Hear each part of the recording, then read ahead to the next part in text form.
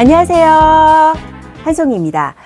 자, 오늘은 제가 원래 예전에는 미리 대본을 준비하고 사전도 찾고 막 이러면서 오늘 뭘 가르칠지, 왜냐면 저도 모르는 것들이 있기 때문에 정확히 그래서 찾아봤는데요.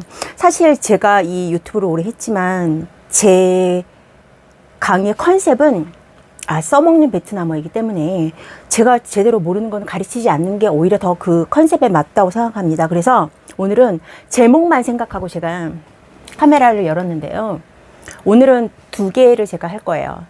제가 오래된 것 중에 그래도 여러분들께서 많이 봐주신 것 중에 하나가 첫 번째 제가 했던 읽어주세요라는 거와 술자리, 즉 접대 시에 쓰는 베트남어에 관련된 거를 할 거예요. 그래서 오늘 첫 번째는 오늘은 읽어주세요를 할 거예요. 베트남어의 중요한 부분 중에 하나이고 저도 아직까지도 헷갈리는, 저는 베트남어를 95년부터 했는데요. 이 호칭이라는 건 제 스스로 이해하려고 노력했고 그러면서도 아직까지도 헷갈리고 틀립니다. 그래서 정말 호칭은 어렵구나라고 생각하는데, 하물며 베트남어를 처음 배우는 분들이나 배우는 과정에 있는 분들에게 호칭은 정말 쉽지 않은 그런 부분일 것이라고, 영역일 거라고 생각해요. 그래서 제가 그 부분까지 같이 해서 설명을 해드리도록 하겠습니다. 읽어주세요라는 거를 이제 왜 제가 했냐면, 이제 그게 가장 기본적인 베트남어라고 생각해요. 그리고 제가 하나 짚고 넘어갈 게, 제 유튜브는 어렵다고 하시는데요. 외국어는 어려운 거고요. 쉬운 거는 예를 들어서 기초에서 쓰는 간단한 유튜브 영상은 많아요. 근데 그 쉽다는 기준은 제가 볼 때 쉬운 말들이잖아요. 그러면 어렵다는 기준은 뭔지 모르겠지만 말이 길어진다고 어려운 건 아니거든요. 그래서 말이 길어지는 거는 내가 그 길어지는 거를 독해로서 이해하고 알면 되는 거예요. 우리가 3살짜리 어린애처럼 평생 얘기할 수는 없잖아요. 베트남어를 공부하는 사람 입장에서. 그러니까 어려운 거는, 베트남에 어렵다는 건 핑계라고 저는 생각합니다. 그래서 조금씩 알아가는 과정이고, 베트남어는 문법이 어렵지 않기 때문에 알면 아무것도 아닌 게 베트남어라고 저는 단언합니다. 자, 그래서 읽어주세요라는 말은 주다라는 말을 알아야 되겠죠. 베트남어 어수는 영어하고 같아요. 그래서 내가 하는 말, 주어, 말하는 사람을 얘기하고 서술어를 얘기하는 거예요. 그래서 주다라는 말은 베트남 말로 뭐라고 하죠? 쩌라고 해요. 어떻게 쓴다? 쩌라고 씁니다. 여기에 성조 기호는 없어요. 그러면 이걸 주세요라는 말은 지금 나한테 달라고 하는 거예요. 근데 베트남어는 지금 우리말도 그렇잖아요. 이 모든 나라 말은 문법이 달라. 이거 주세요 했는데 지금 여기 우리말에 호칭 없네요. 주어 뺐어요. 근데 베트남어에서 이제 여기서 얘기할 때 호칭이 필요하다. 지금 나라고 하는 호칭은 이제 제일 기본적인 게 상대방하고 아무 상관없이 거리를 두고 딱딱하게 쓰는 가장 기본적인 기초에 나오는 베트남어의 나는 또이예요. 또이는 일단 내가 베트남어 잘 모르겠으면 또이 쓰셔도 됩니다. 예를 들어서 사람들 앞에서, 회의에서, 미팅에서, 아니면은 다수의 관중이 있는 그런 자리에서 내가 나를 지칭할 때 그 사람과 거리를 두고 예의를 갖추면서 딱딱하게 부르는, 딱딱하게 나를 자칭하는, 칭하는 호칭도 또이입니다. 또이가 무조건 딱딱한 게 아니야. 그런데 이 또이가요, 내가 상대방하고 맞게 호칭을 써야 되는데, 예를 들면 내가 또이라고 쓰면 안 되는 사람한테 또이를 쓰는 거는, 이거는 딱딱한 의미이니까 어떤 상황? 화가 나는 상황, 상대방을 무시하는 상황에서도 또이가 되는 거예요. 이렇게 호칭은 어렵다. 자, 그래서 나와 거리를 두는 딱딱한 그런 호칭은 또이가 되는데, 쭈떠이 그럼 주세요예요. 주십시오라고도 할 수 있겠어요. 주십시오. 근데 호칭은 여러 가지가 있잖아요. 그래서 우리가 기본적으로 배웠던 호칭, 베트남의 호칭은 가족관계에서 유래해서 그게 파생되어서 사회관계에도 쓰인다. 백수비계지만 가족관계에서 이제 조부, 할아버지에 해당하는 것은 아옴이야. 아옴 이렇게 쓰죠. 발음은 아옴. 그럼 할머니는 할미파. 그래서 허리가 굽었어. 그래서 어떻게 해? 마지만 성조가 허리가 굽었으니까 바야. 그래서 할아버지, 할머니라는 호칭을 상대에서도 쓸 수 있겠죠. 내가 그런 호칭에 있는 사람이라면, 아니면 상대방이 부모일 수도 있겠네요. 아버지일 수도 있어요. 상대방과의 관계에서. 그래서 그 아버지일 때 남쪽은 마 그래요. 네. 마 그러고요. 북쪽은 뭐 그러죠. 그리고 엄마는 매 그럽니다. 또는 마 그러기도 하죠. 마이 마 성조가 올라갑니다. 네. 또는 가족관계에서 형제자매가 있겠네요. 네, 오빠 형에 해당하는 인칭 대명사는 ein. 그와 함께 성별이 바뀌는 언니 누나는 지가 되겠네요. 그 다음 요거에 해당해서 동생뻘은 뭐가 돼요? am이 되지요. 그 다음 가족관계에서 내 한 살이 아래 조카도 있을 수 있죠. 그래서 조카뻘 또는 손자, 손녀뻘 되는 사람을 부를 때는 짜오라고 하고요. 이 짜오라는 호칭은 또는 아이를 부르는 호칭이 됩니다. 이것을 남쪽에서는 건, 자식을 부르는 호칭으로도 쓰죠. 즉, 껑은 아이를 부르는 호칭도 되고 자식을 부르는 호칭도 됩니다. 이렇게 호칭법이 다양하다. 그래서 이렇게 맞는 호칭을 쓰고 요저 다음에 저더이 그 다음에 이것이란 말을 써야 되죠. 이것 어떻게 쓰죠? 아시죠? 까이나이, 까이나이 그럽니다. 네, 까이나이, 까이. 성조 올리고 나이. 나이는 영어의 this 같은 거예요. 그래서 요것이라는 말 해서 이거 주세요라는 말 할 때 cho tôi cái này, cho anh cái này, cho chị cái này, cho em cái này, cho cháu cái này, cho con cái này. 이렇게 다양한 호칭을 써야 돼요. 호칭은 복잡합니까? 안 복잡합니까? 이해하면서 알아가는 것이라고 했어요. 아시는 분들은 좀 더 다시 이해를 자기 그 이해한 것을 잘 정립시키기 바라고요. 이렇게 얘기를 한다. 저 내가 나이. 예를 들어서 이제 저 이거를 얘기하면서 제가 설명하려고 했던 게 이제 베트남에서 제가 살 때 얘도 뭐 물건 사러 갈 때 이거 주세요라고 하잖아요. 그래서 이렇게 하면서 이거 주세요, 이거 주세요, 이거 주세요 할 때 이거 까이나이 쓰면 된다. 까이나이 하면 됩니다. 근데 이제 요거 이제 쩌 말고요. 쩌는 주다라는 말이잖아요. 근데 요게 이제 쩌떠이가 주다라는 말만 있는 게 아니라 요게 이제 뭐 하게 하다라는 말도 돼요. 쩌가 중요하죠. 왜냐하면 기본적인 그런 단어로 쓰이는 말인데 예를 들면 쩌떠이가 그냥 주다라는 말이 아니라 쩌떠이 하고 어떤 동사를 쓰면요. 동사라고 하죠. A 하게 해주세요 이런 말이에요. 그러니까 예를 들면 좀 공손한 표현이죠. 예를 들면은 제가 좀 질문 좀 하겠는데요. 이런 말을 하는 거죠. 질문하다 뭐죠? ask. 하이예요. 뭐 기자가 예를 들어서 하이라고 해요. 묻는다는 말은 하이. 그래서 저도이 하이 이러면 좀 거리감을 두는 것도 나 친하지 않아. 그럴 때 저도이 하이 그러면 질문 좀 드리겠습니다. 이런 말이 되는 겁니다. 아니면 뭐 예를 들어서 뭐 호칭을 바꿔가지고 여기다 뭐 다른 것들을 다양하게 쓸 수가 있는 거죠. 예. 뭐 생각나는 거 있으신가요? 뭐 해주세요?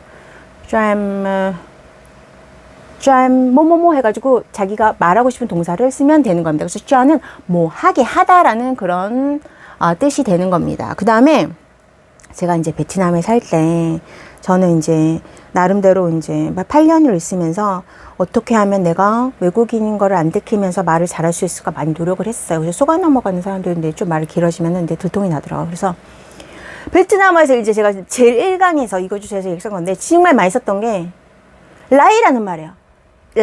라이라는 이 단어를 정말 많이 썼거든요.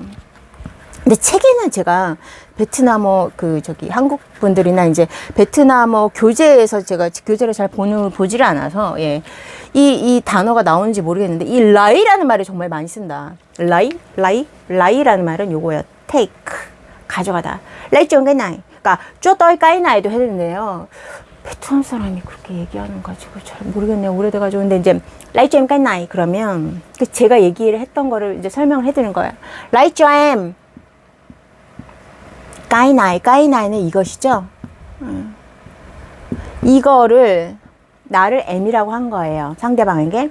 M은 가족관계에서 동생을 부르는 말도 되지만 또는 오빠 형 앞에서 내가 나를 칭할 때 오빠 형 뻘 되는 사람 또는 언니 누나 뻘 되는 사람이 나를 칭하는 말도 되지만 남자 여자 사이에서 쓴다. 아주 나이 많지 않은. 그래서 우리가 남자 여자 사이야. 그럼 친근하게 우리 서로 칭할 때 여자를 칭하는 말도 M이다. 또 부인을 칭하는 말도 M이다. 이걸 알아주시면 됩니다. 그래서 라이점 개나이 그러면 이거를 나한테 뭐뭐에게라는 말이 돼요. 여기는 쩌가 뜻이 많다. 그죠? 그래서 나에게가 되는 거예요. 나에게 요거를 주세요라는 말이에요. 라이 좀 가이나이. 라이 좀 가이나이. 라이 좀 가이나이. 이렇게 하시면 됩니다. 그 다음에 라이는 또 이제 보니까 뭐에 또 쓰이냐면요. 결혼하다라는 말이 돼요. 그래서 예, 뭐 결혼하다라는 표현은 여러 가지가 있지만 라이를 써서 쓰면 라이점.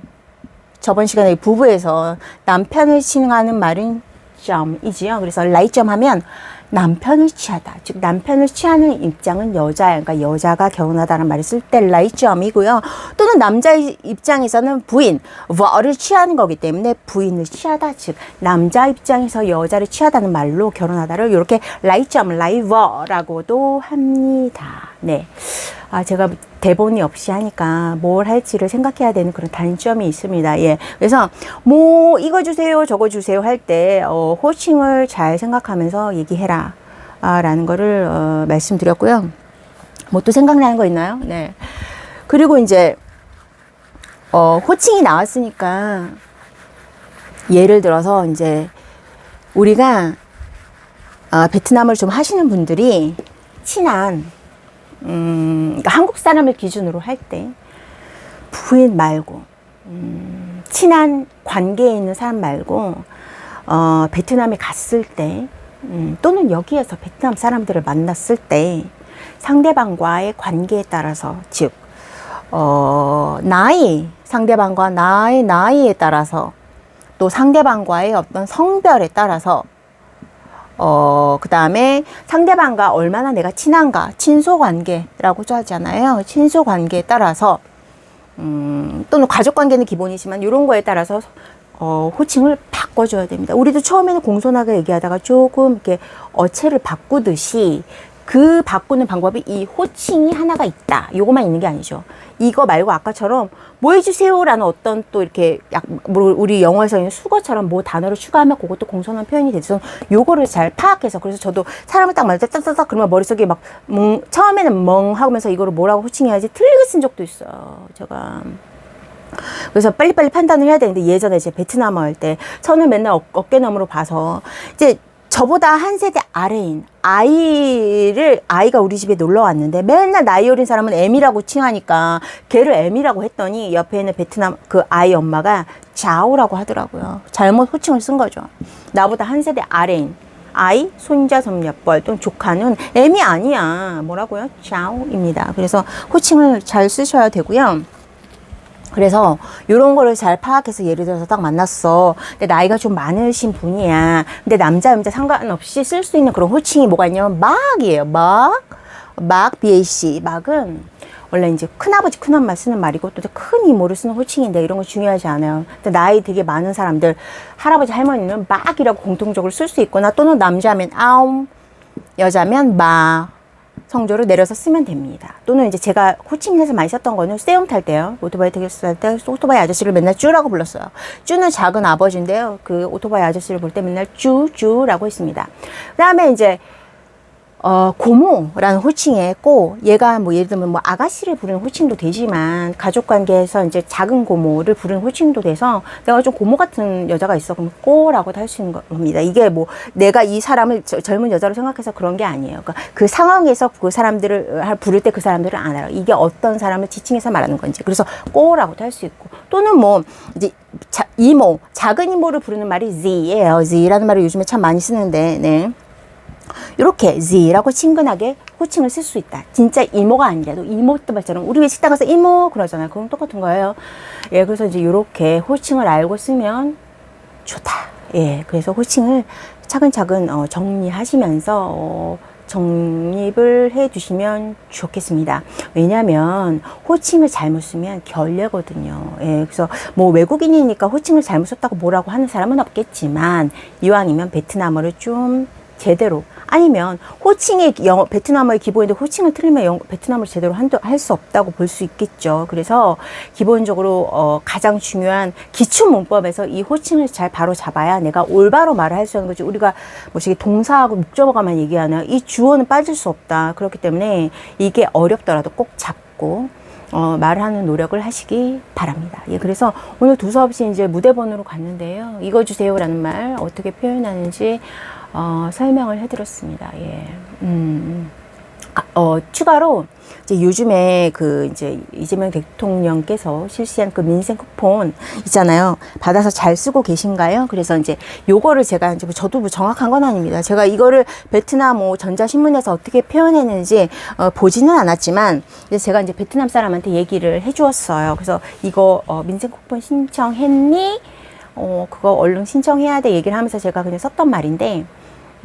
쿠폰이란 말은 뭐 페오라는 말도 있고 이제 민생이라는 말은 한자 연센이라고 했는데요. 어쨌든 국가에서 이제 보조금, 그러니까 자영업자들, 소상공인을 지원하는 프로그램에서 이제 지원을 해주는 거잖아요. 그래서 국가가 지원하는 이런 말을 제가 썼던 기억이 나서 제가 그냥 그것만 설명해 드릴게요. 국가라는 말은 뭐 이제 냐늑 그래요. 냐늑. 그래서 냐늑 국가가 지원해 주는 거잖아요. 보조금을 주는 거잖아요. 그런 말로 이제 보조금을 주다 지원하다라는 말로 베트남 말로 쩌껍 그래요. 좀 어려운 말 같지만 알아두시면 좋아요. 쩌껍, 냐늑 쩌껍이라고 합니다. 그래서 냐늑은 국가고요. 쩌껍은 보조금을 지원하다, 뭐 지원하다 이런 뜻이 되고요. 뭐 국가 말고 이제 정부라는 말은 젠포라고 하죠. 젠포가 이제 정부라는 말입니다. 아시는 분도 계시겠지만 제가 이제 요즘에 민생 쿠폰 이제 쓰시는 분들이 많아서 네, 써봤고 설명을 해드렸습니다. 오늘 날씨가 너무 덥네요. 네, 아무튼 오늘 읽어주세요 관련된 내용은 여기서 마치도록 하겠습니다. 요거 바로 이어서 제가 뭘 할 거냐면요. 술자리, 즉 접대, 먹고 마실 때 쓰는 말들 그거 관련된 것 정리해 드리도록 하겠습니다. 감사합니다.